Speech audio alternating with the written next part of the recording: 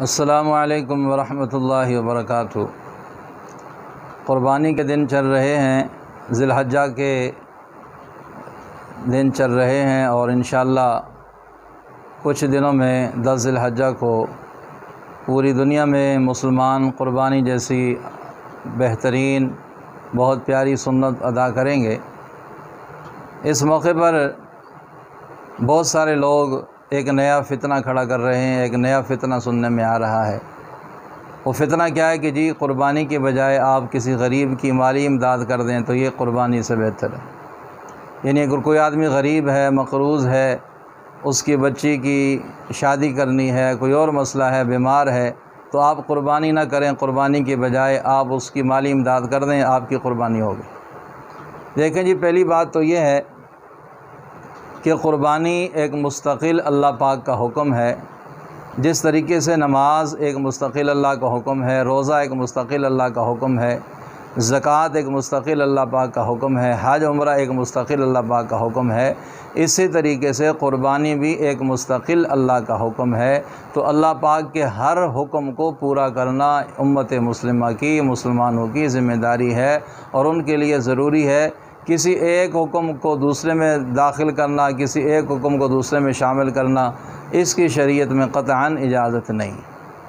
دوسری بات کہ رسول اللہ صلی اللہ علیہ وسلم نے مدینہ طیبہ میں آپ کا جو 10 سالہ زندگی ہے، جو آپ نے نبوت کی وہاں گزاری ہے، آپ صلی اللہ علیہ وسلم ہر سال اپنے مبارک ہاتھوں سے 2 خوبصورت مینڈے ذبح کیا کرتے تھے۔ تو اگر یہ بات ہے کہ بجائے قربانی کرنے کے آپ کسی غریب کی مالی امداد کر دیں، تو کیا معاذ اللہ حضور صلی اللہ علیہ وسلم کو غریبوں سے محبت نہیں تھی؟ کیا اللہ کے نبی صلی اللہ علیہ وسلم کے دل میں غریبوں کا کوئی احترام یا ان کا کوئی خیال یا احساس نہیں تھا؟ حالانکہ حضور صلی اللہ علیہ وسلم تو غریبوں سے، غرباء سے بڑی محبت فرمایا کرتے تھے۔ تو یہ کہنا کہ جی غریبوں کی مدد کر لیں قربانی کرنے کے بجائے، اگر ایسی بات ہوتی تو حضور صلی اللہ علیہ وسلم قربانی نہ کرتے، صحابہ کو بھی نہ کرنے کا، صحابہ کو بھی کہتے بھی چھوڑو قربانی، کسی غریب کی مالی امداد کر دو، تمہاری قربانی ہو گئی۔ اور پھر اس وقت جو حالات تھے بڑی تنگی کے، بڑی پریشانی کے حالات تھے، اور اس کے باوجود رسول اللہ صلی اللہ علیہ وسلم ہر سال اپنے مبارک ہاتھوں سے قربانی ایک نہیں 2 قربانیاں کیا کرتے تھے۔ تو یہ کس طرح کہا جا سکتا ہے کہ آپ قربانی چھوڑ لیں، کسی غریب کی مالی امداد کر لیں؟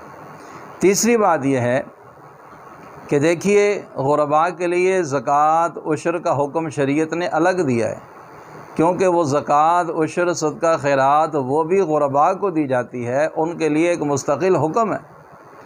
تو قربانی کے اندر غریبوں کا حق شامل کر دینا یہ بالکل ناجائز اور قطعاً مناسب بات نہیں ہے۔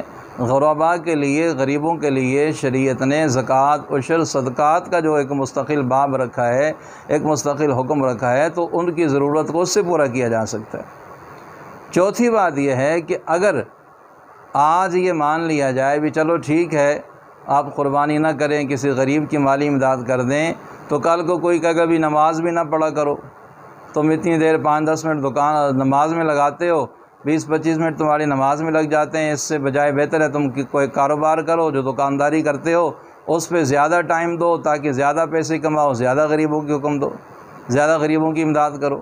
پھر کل کو کوئی کبھی روزہ بھی چھوڑ دو، کل کو کوئی کہے کبھی حج عمرہ بھی چھوڑ دو، کسی غریب کی مالی امداد کر دو۔ تو بھائیو، پورا سال اللہ پاک نے ہمیں موقع دیا ہوتا ہے، پورا سال ہمارے پاس یہ مواقع ہوتے ہیں، ہم کسی غریب کی مالی امداد اور طریقے سے بھی کر سکتے ہیں۔ یہ صرف اللہ کے حکم کا مذاق اڑانا اور استہزاء اور تمسخر اڑانا ہے کہ جی قربانی چھوڑ دو، کسی غریب کی مالی امداد کر دو۔ اللہ کے جتنے بھی احکامات ہیں، نبی کریم صلی اللہ علیہ وسلم کے جتنے بھی طریقے ہیں، ہم سب کے لیے ان کو پورا کرنا، ان پر چلنا ضروری ہے۔